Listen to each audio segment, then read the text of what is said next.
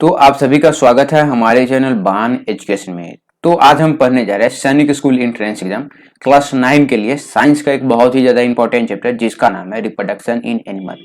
और मैं आपको बता दूं कि ये जो चैप्टर है वो बहुत ही ज्यादा इंपॉर्टेंट चैप्टर है और इस चैप्टर से जो क्वेश्चन होते हैं इस चैप्टर से रिलेटेड क्वेश्चन जो है वो एंट्रेंस एग्जाम में पूछे जाते हैं। तो चलिए हम अपना चैप्टर जो है वो उसको स्टार्ट करते हैं। तो चैप्टर स्टार्ट करने से पहले मैं आपको बता दूं कि रिप्रोडक्शन इन एनिमल पे आपको दो पार्ट मिल जाएंगे। ये जो पार्ट होने जा रहा है ये हमारा पार्ट 1 होने जा रहा है, जिसमें मैं रिप्रोडक्शन इन एनिमल यानी कि सेक्सुअल रिप्रोडक्शन पढ़ाने वाला हूं और अगले चैप्टर में मैं आपको एसेक्सुअल रिप्रोडक्शन पढ़ाने वाला हूं।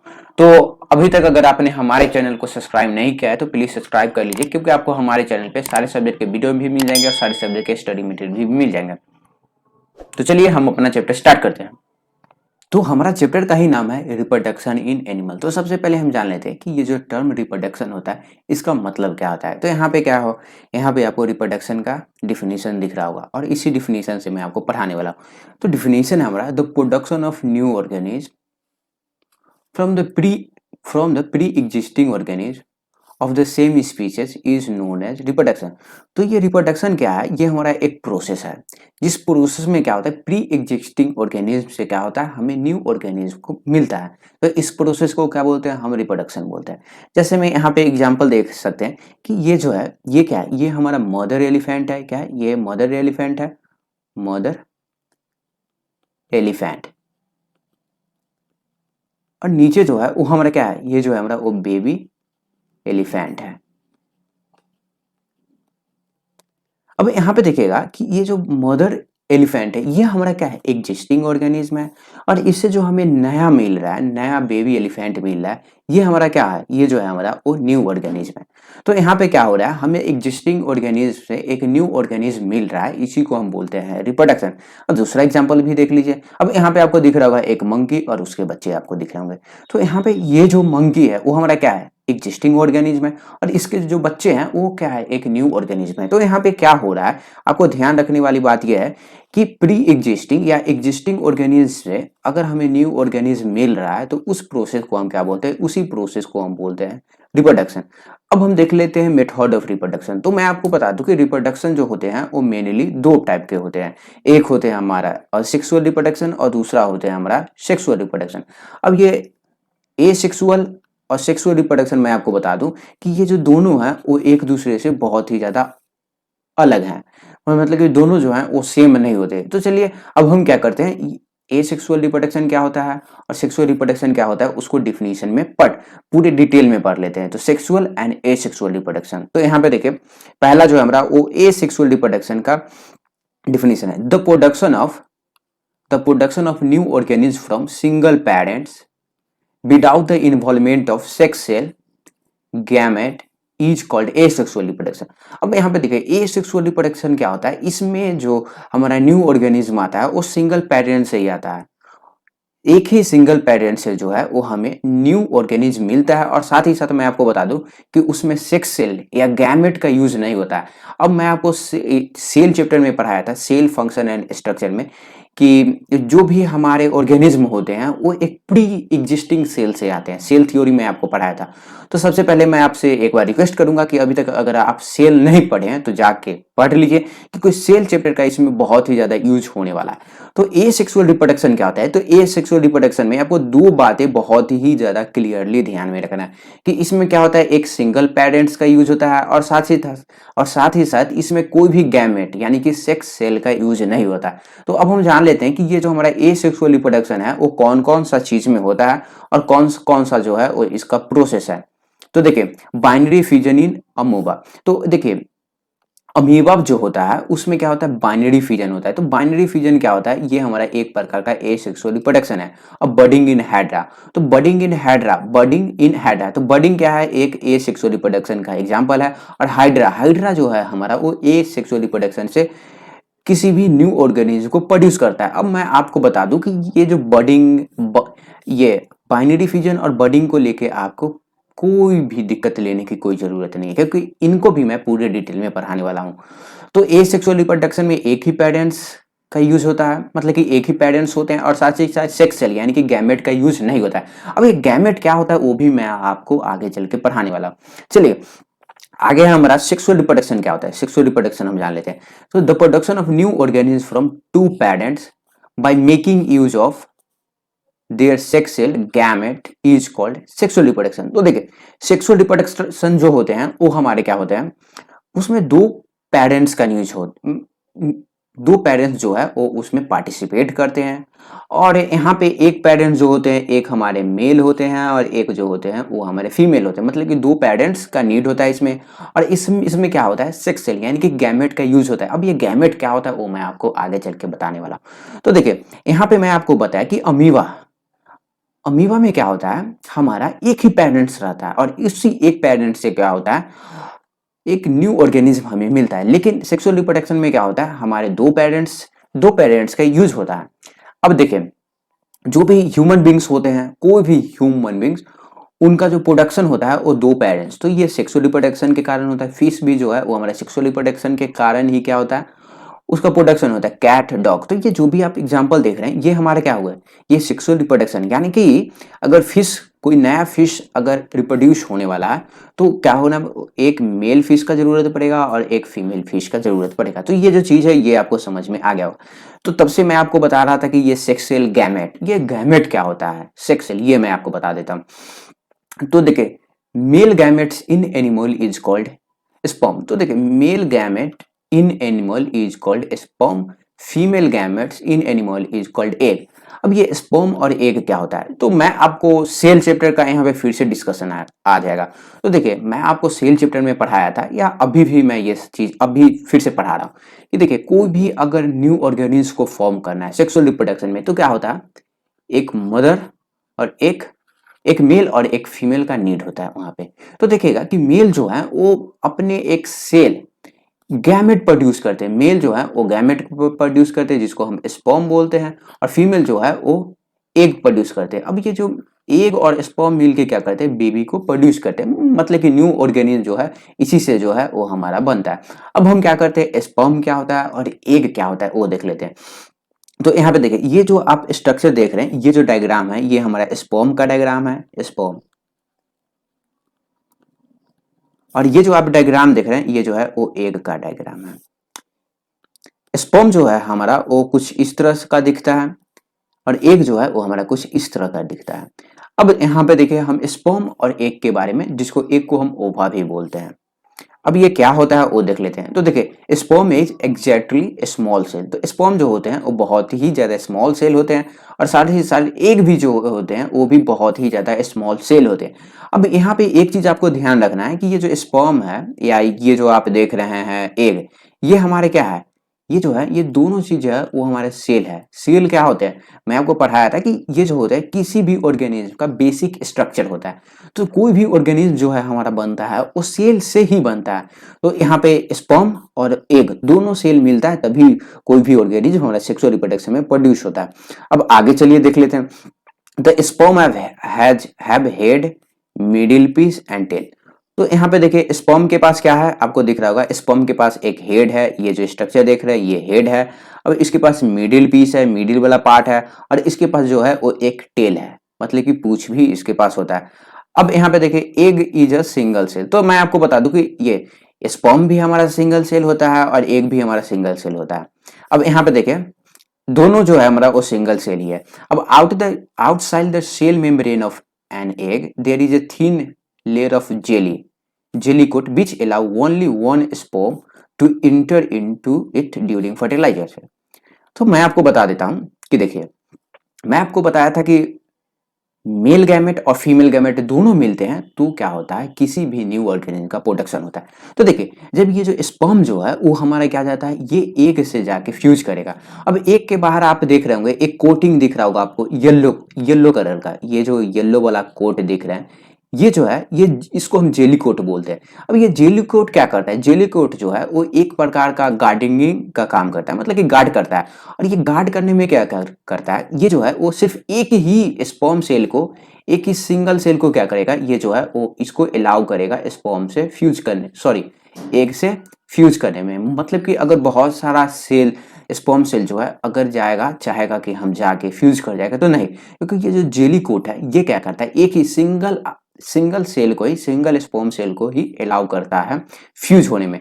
अब यहाँ पे एक और मैं आपको बात बता दूं कि ये जो स्पर्म का ये जो टेल है, ये इसका काम क्या है। तो ये जो है वो स्पर्म को क्या करता है, मूवमेंट होने में क्या करता है, मूवमेंट में हेल्प करता है। अब ये मूवमेंट में कैसे हेल्प करता है, तो कोई बात नहीं, ये जो आगे जो है ये मैं आपको समझाने वाला हूँ।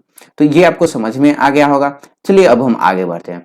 तो अब हम जान लेते हैं कि फर्टिलाइजेशन, तो मैं आपको बताया था कि जो भी हमारे स्पर्म सेल होते हैं या एग होते हैं वो फ्यूज करते हैं। The fusion of male gamete, fusion of male gamete to female gamete to form zygote during sexual reproduction is called fertilisation. तो फर्टिलाइजेशन क्या होता है, ये एक ऐसा प्रोसेस होता है जिसमें हमारा मेल गैमेट और फीमेल गैमेट मिल के एक नया सेल बनाते हैं जिसको हम जाइगोट बोलते हैं, इसी को हम बोलते हैं फर्टिलाइजेशन। अब यहाँ पे मैं आपको क्या करता हूँ, आपको फर्टिलाइजेशन का एग्जाम्पल भी दिखा देता हूँ। डायग्राम मैं आपको दिखा देता हूं यहाँ पे फर्टिलाइजेशन का। अब यहाँ पे देखिए ये क्या है, ये जो है ये आपको दिख रहा होगा, ये जो है हमारे, ये जो है वो स्पर्म सेल हो गया और ये जो है एग होते हैं। ये दोनों क्या कर रहे हैं, यहाँ पे क्या कर रहे हैं, ये जो है वो फ्यूज कर रहे हैं। अब यहाँ पे देखिएगा कि एक ही सेल जो है वो फ्यूज करने जा रहा है, क्योंकि जेली कोट जो है वो सिर्फ एक ही सेल को क्या करेगा, ये जो है वो अंदर जाने देगा। अब यहाँ पे अगर ये जाना चाहेगा तो इसको जाने नहीं देगा, इसको जाने नहीं देगा। सिंगल सेल जो है वो जाके मिलता है, फ्यूज करता है। और फ्यूज करने के बाद ये जो है वो क्या बनाते हैं, ये जाइगोट बनाते हैं, जाइगोट। अब मैं आपको बता दूं कि जाइगोट भी जो होता है ये हमारा सिंगल सेल होता है, सिंगल सेल। अब ये सिंगल सेल होता है, लेकिन इसमें क्या होते हैं कि स्पर्म सेल और एग सेल मिलके क्या करते हैं, एक नया सेल बनाते हैं जिसको हम जाइगोट बोलते हैं। ये आपको ध्यान में रखने वाली बात है।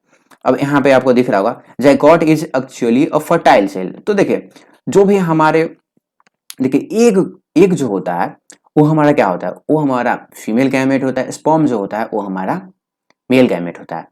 तो जाइगोट जो होता है वो एक प्रकार का फर्टाइल एग रहता है, मतलब कि उसमें जो है हमारा स्पर्म सेल जो है वो क्या हो चुका है, फ्यूज हो चुका है। इसी को हम बोलते हैं, जाके मिल चुका है, तो इसी को बोलते हैं हम। ये जो आप दिख रहे हैं जाइगोट जो है वो हमारा क्या है, ये जो है वो एक फर्टाइल एग है।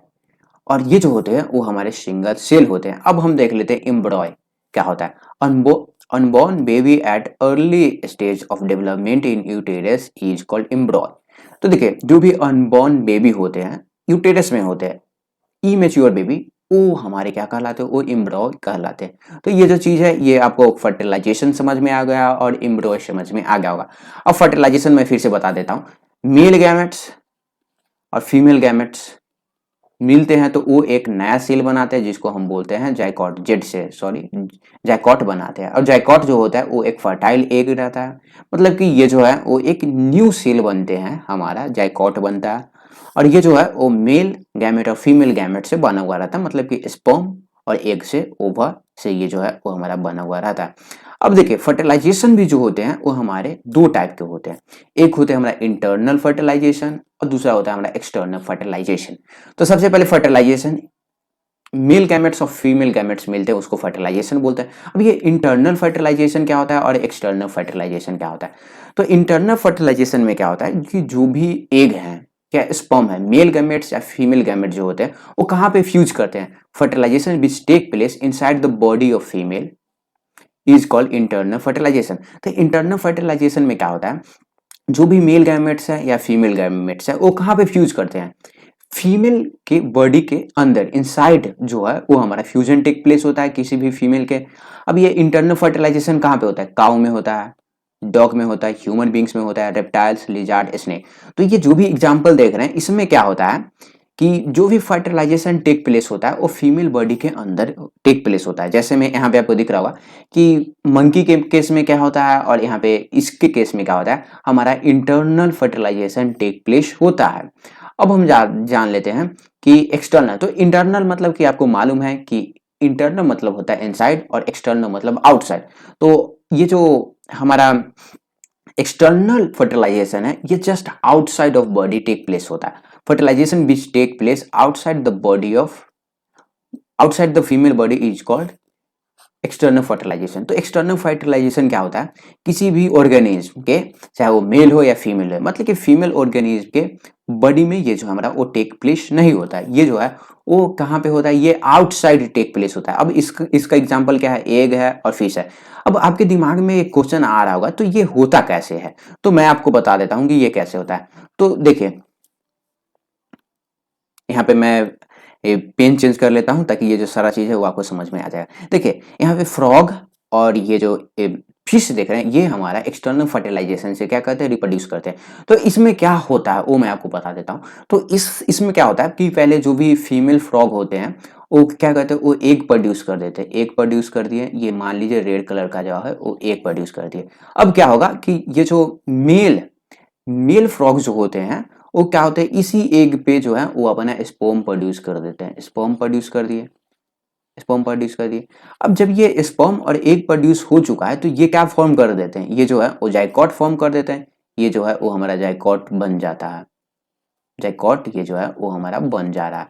तो इसी को जो बोलते हैं, इसी को हम क्या बोलते हैं, एक्सटर्नल फर्टिलाइजेशन। मतलब कि ये जो है वो फ्रॉग के बॉडी के अंदर टेक प्लेस नहीं होता है, ये जो है वो outside of body take place होता है। और फिश के भी केस में सेम है, फिश के भी केस में ये जो बात है वो सेम ही होता है।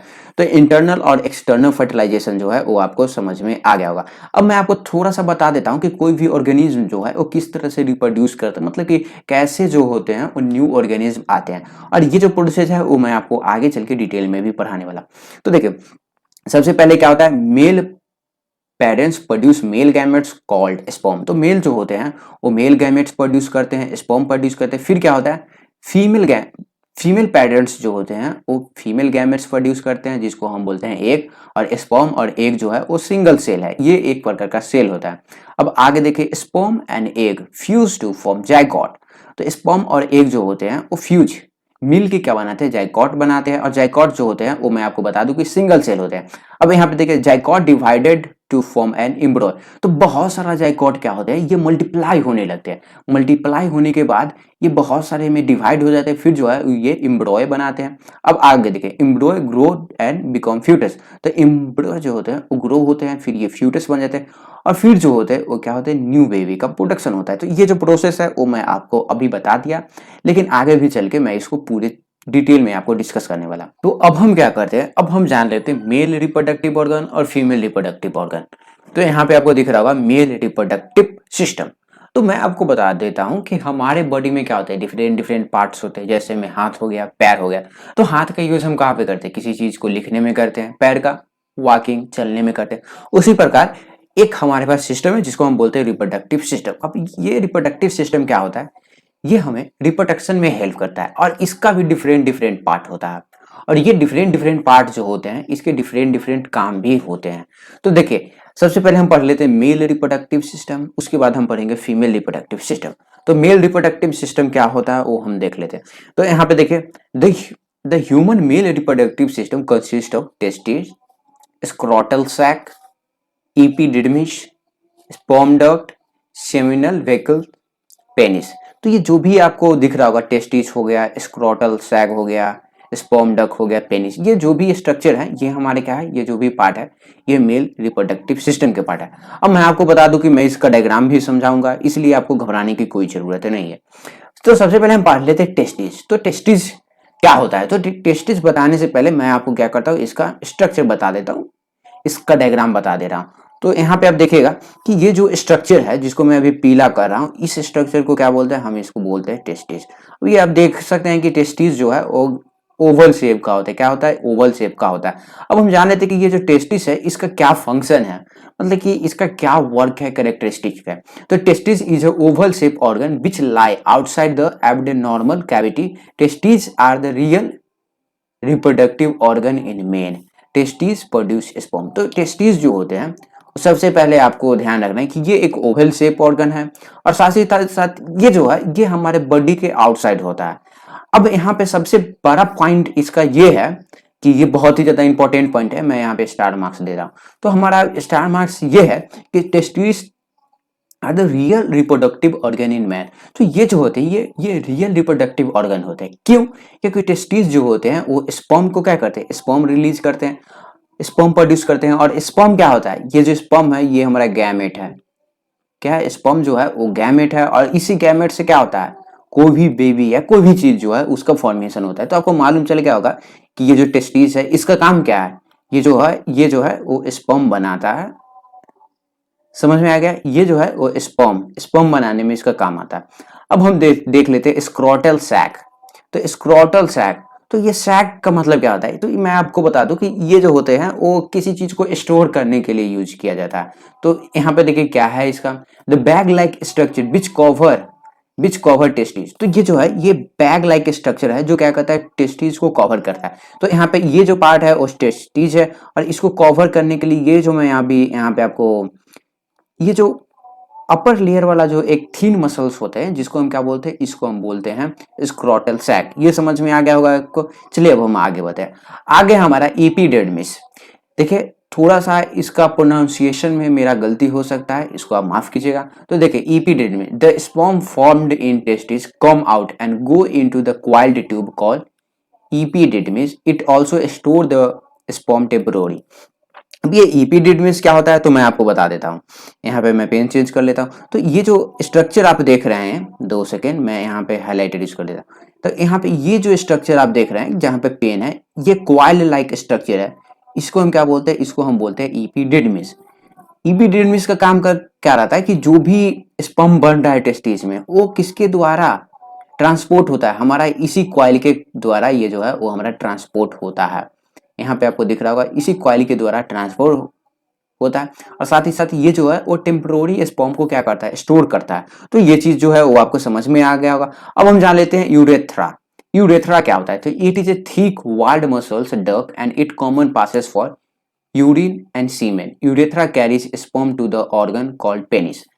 अब ये यूरेथ्रा क्या होता है, तो मैं आपको बता दूं कि यूरेथ्रा कुछ नहीं है, ये एक ट्यूब है। क्या है, ये एक ट्यूब है जो क्या करता है, स्पर्म को कैरी करता है। जैसे में ये जो स्ट्रक्चर आपको दिख रहा होगा, देखिए यूरेथ्रा, ये वाला जो पार्ट है, ये जो आपको पार्ट दिख रहा होगा ये हमारा यूरेथ्रा है। ये एक पाइप लाइक का स्ट्रक्चर होता है जो क्या करता है, टेस्टिस में जो स्पर्म बन रहा है उसको कैरी करता है और इसको कहां तक पहुंच जाता है, पेनिस तक पहुंच जाता है। ये आपको समझ में आ गया होगा। अब हम जान लेते हैं कि पेनिस क्या होता है। It is erectile organ help in the decomposition of sperm into female genital tract.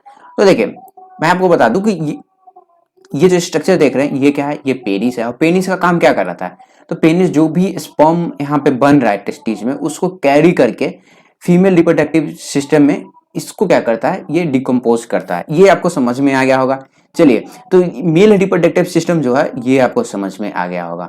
अब हम क्या करते हैं, फीमेल रिप्रोडक्टिव सिस्टम पढ़ लेते हैं। तो फीमेल रिप्रोडक्टिव सिस्टम में क्या होता है, आपको ओवरीज मिलेगा, ओविडक्ट मिलेगा, यूरेट्रा में यूटेरस मिलेगा और वेजाइना मिलेगा।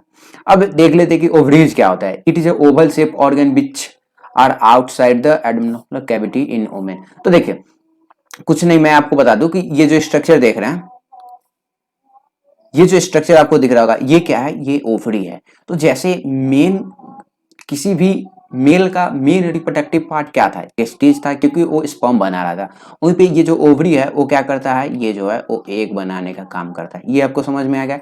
ओवरी क्या करता है, एग बनाने का काम करता है। यहाँ पे आप देख सकते हैं कि ओवरीज क्या करता है, ये जो है वो एग बनाने का काम करता है। अब हम आगे बढ़ते हैं। तो अब आगे हमारा ओविडक्ट। तो it extend from the ovary to the uterus. It conduct egg and provide site for fertilisation. तो ये ओविडक्ट क्या होता है वो मैं आपको बता देता हूं। तो ओविडक्ट जो है वो बहुत ही ज्यादा इंपॉर्टेंट प्लेस है, बहुत ही ज्यादा इंपॉर्टेंट ऑर्गन है। अब ये इसका काम क्या रहता है, तो देखिए जो यहाँ पे देखिए ये जो स्ट्रक्चर दिख रहा होगा ये स्ट्रक्चर है, ये ओविडक्ट है। यहाँ पे ओविडक्ट में क्या होता है, तो ओविडक्ट में जो भी फर्टिलाइजेशन होता है, फर्टिलाइजेशन ओविडक्ट में क्या होता है, फर्टिलाइजेशन होता है। और जो भी एग रिलीज होता है वो कहाँ पे जाता है, ओविडक्ट के थ्रू ही हमारा यूटेरस में जाता है। ये आपको समझ में आ गया होगा। अब यहाँ पे हमारा लास्ट है यूटेरस। अब ये यूटेरस क्या है, the two oviduct connect to a bag like organ called uterus at their end. तो देखिए कुछ नहीं, यहाँ पे मैं आपको बता दूं कि देखिए ये हमारा हो गया ओवरी, ओवरी से हमारा ओविडक्ट कनेक्टेड है और ये भी हमारा ओविडक्ट कनेक्टेड है। अब ये जो पार्ट आपको दिख रहा होगा यहाँ से यहाँ तक, ये पार्ट क्या है, ये जो पार्ट है वो हमारा यूटेरस है। तो यूटेरस क्या होता है, तो जो भी यहाँ पे देखे तो जो यहाँ पे ओविडक्ट में क्या होता है, फर्टिलाइजेशन टेक प्लेस होता है। तो फर्टिलाइजेशन टेक प्लेस होने के बाद जो भी जायकॉट वगैरह आते हैं वो कहाँ पे आता है, यूटेरस में आते हैं। और जो भी चाइल्ड वगैरह का फॉर्मेशन होता है वो हमारा यूटेरस में ही होता है। ये जो चीज़ है ये आपको समझ में आ गया होगा। तो मैं आपको बताया था कि चैप्टर के स्टार्टिंग में कि मैं आपको फिर से समझाऊंगा कि किस तरह से किसी भी न्यू ऑर्गेनिज्म का फॉर्मेशन होता है। तो सबसे पहले देखिए स्पर्म और एग मिल के क्या करते हैं, जायकॉट बनाते हैं। जायकॉट जो होते हैं वो बार बार डिवाइड होता है। अब ये कहाँ पे डिवाइड होते हैं, तो यहाँ पे देखिए जायकॉट जो है वो यहाँ पे आके यूटेरस में ये जो है वो डिवाइड होते हैं। फिर क्या बनता है, एम्ब्रॉय बनता है, फ्यूटस बनता है, और फ्यूटस जो है वो बेबी के रूप में कन्वर्ट हो जाता है। तो ये आपको इस डायग्राम से भी समझ सकते हैं। फर्टिलाइजेशन होता है, फिर हमारा क्या होता है, फिर जो है हमारा वो जायकॉट बनता है। जायकॉट बनने के बाद ये बहुत सारे चीज में, बहुत सारे सेल में डिवाइड होता है। और सेल में डिवाइड होने के कारण क्या होता है, यहाँ पे यूटेरस में जो न्यू बेबी का होता है उसका फॉर्मेशन होता है। ये आपको समझ में आ गया होगा। अब हम जान लेते हैं वीवीपोरस और ओविपोरस क्या होता है। तो बहुत ही ज्यादा सिंपल चीज है। तो वीवीपोरस सबसे पहले हम जान लेते हैं। तो those animal which give birth to young ones are called viviparous. ऐसा ऑर्गेनिज्म जो बर्थ, किसी भी ऑर्गेनिज्म को बर्थ देता है वो हमारा वीवीपोरस हो गया। अब ऐसा ऑर्गेनिज्म जो न्यू ऑर्गेनिज्म को प्रोड्यूस करता है लेकिन अंडे देने के बाद, तो वो हमारा क्या हो गया, ये जो है वो हमारा ओविपोरस हो गया। जैसे में बर्ड हो गया, लिजर्ड हो गया, बहुत सारे जो ऑर्गेनिज्म है वो वीवीपोरस होते हैं, ओविपोरस होते हैं, और कुछ जो होते हैं वो वीवीपोरस। जो जो डायरेक्ट बर्थ देते हैं किसी ऑर्गेनिज्म को, वीवीपोरस, और जो अंडा दे के किसी को बर्थ देते हैं वो भी पूरस हो गया। ये आपको समझ में आ गया। अब एक हमारा बहुत ही ज्यादा इंपॉर्टेंट टॉपिक है, वो है हमारा मेटामॉर्फिस। अब ये मेटामॉर्फिस क्या होता है वो मैं आपको बता देता हूँ। The process of transformation from an immature form of an animal like larva to its adult form into more distant stage is called metamorphosis.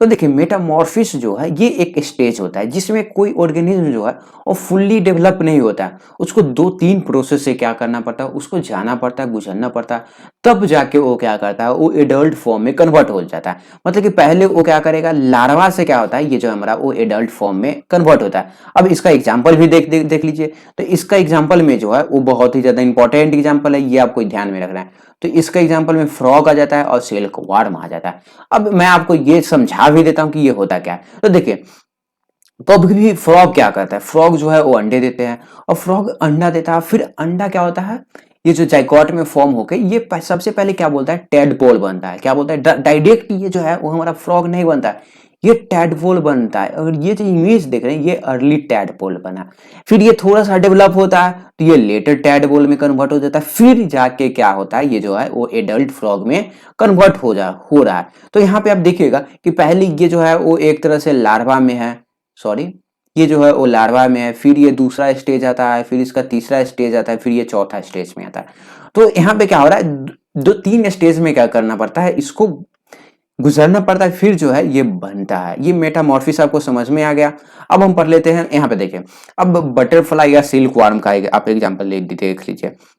तो बटरफ्लाई क्या करता है, बटरफ्लाई है, फिर क्या करेगा, ये पहला में एक को क्या करेगा, प्रोड्यूस करेगा। एक जो है लार्वा में कन्वर्ट होगा, फिर ये प्यूपा में कन्वर्ट होगा, फिर जाके क्या होगा, ये जो हमारा वो बटरफ्लाई में कन्वर्ट होता है। तो ये मेटामॉर्फिस जो है बहुत ही ज्यादा इंपॉर्टेंट चीज है, ये आपको समझ में आना चाहिए। अब देखिए ए सेक्सुअल रिप्रोडक्शन। तो ए सेक्सुअल रिप्रोडक्शन जो है इसको मैं आपको आगे भी पढ़ाने वाला हूं, फिर भी मैं आपको समझा देता हूं। तो बाइनरी फिजन, अब ये बाइनरी फिजन क्या होता है, तो इसमें मैं आपको बता देता हूं कि बाइनरी फिजन एक ऐसा प्रोसेस है जो ए सेक्सुअल रिप्रोडक्शन है, जिसमें क्या होता है, जो भी पेरेंट्स ऑर्गेनिज्म होते हैं वो क्या होता है, स्प्लिट हो जाते हैं। दो या दो से अधिक पेरेंट्स ऑर्गेनिज्म में क्या होता है, यहाँ पे जो भी पेरेंट्स ऑर्गेनिज्म होते हैं वो एक या एक से अधिक में क्या होते हैं, ये जो होते हैं वो हमारा कन्वर्ट हो जाते हैं। अब ये बाइनरी फिजन का मैं यहाँ पे आपको थोड़ा सा स्ट्रक्चर बना के दिखा देता हूँ। और बाइनरी फिजन हमारा कहाँ पे होता है, अमीबा में होता है। तो मान लीजिए कुछ इस तरह का जो होता है वो अमीबा का स्ट्रक्चर होता है। अब ये क्या होगा, ये जो अमीबा है थोड़ा सा हमारा ये चेंज होगा और इस तरह का इसका स्ट्रक्चर बन जाएगा।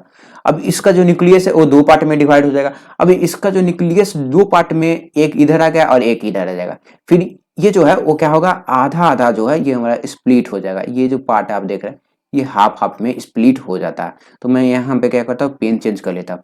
अब ये जो है एक अलग अमीबा और प्लस एक अलग अमीबा में जो है ये हमारा कन्वर्ट हो रहा है। तो यहाँ पे मैं आपको बता दूं कि इस अमीबा को बोलते हैं मदर सेल और ये जो आया है इसको हम बोलते हैं डॉटर सेल। तो एक अमीबा से क्या हो गया, हमारा 2 डॉटर सेल में कन्वर्ट हो गया है, तो ये जो हो गया वो अमीबा हो गया। अब हम देख लेते हैं, ये बाइनरी फिजन था, मतलब कि 2 ऑर्गेनिज्म में डिवाइड हो जाते हैं। तो बर्डिंग में क्या होता है, in budding a small part of the body of parents organism grow out as a bud which then detach and become new organism. तो देखिए अब ये कहाँ पे होता है, हाइड्रा में होता है, स्पॉन्ज में होता है, कॉर्ल। अब ये क्या होता है वो भी मैं आपको थोड़ा सा डायग्राम बनाने का कोशिश करता हूँ और इसको जो है वो मैं आपको समझाने का कोशिश करता हूँ। तो देखिए यहाँ पे मैं क्या करता हूँ, यहाँ पे मैं आपको हाइड्रा का एग्जांपल दे रहा हूँ। तो देखिए हाइड्रा जो होता है एक इस तरह का ऑर्गेनिज्म होते हैं। अब ये हो गया हाइड्रा। अब थोड़ा सा इसके टेल बना देता हूँ। तो ये हाइड्रा हो गया। अब क्या होगा, ये जो हाइड्रा है ना, यहाँ पे देखिए इस हाइड्रा के पार्ट से एक छोटा सा जो पार्ट है वो निकलेगा। अब ये जो है ये एक नया स्ट्रक्चर निकल गया जिसको हम बोलते हैं बर्ड। समझ में आया क्या? अब ये जो बर्ड है वो बड़ा होते रहेगा और ये जो बर्ड है वो बड़ा होकर क्या होगा, यहाँ से देखिए यहाँ से जो है वो डिचैट्स हो जाएगा, मतलब कि नया हाइड्रा में क्या हो जाएगा, ये जो है न्यू हाइड्रा में जो है ये हमारा कन्वर्ट हो गया। तो यहाँ पे मैं क्या किया हूँ, रिप्रोडक्शन इन एनिमल को मैं पूरा कंप्लीट करवा दिया हूँ। तो यहाँ पे हमारा चैप्टर रिप्रोडक्शन इन एनिमल का पार्ट 1 कंप्लीट हो चुका है। अब पार्ट 2 देखना भी ना भूलिएगा। धन्यवाद। जय हिंद, जय भारत। अगर अभी तक आपने हमारे चैनल बान एजुकेशन को सब्सक्राइब नहीं किया है तो प्लीज सब्सक्राइब कर लीजिए, क्योंकि आपको हमारे चैनल पे सैनिक स्कूल से रिलेटेड सारे सब्जेक्ट के वीडियो मिल जाएंगे और सारे सब्जेक्ट के स्टडी मटेरियल भी मिल जाएंगे। धन्यवाद।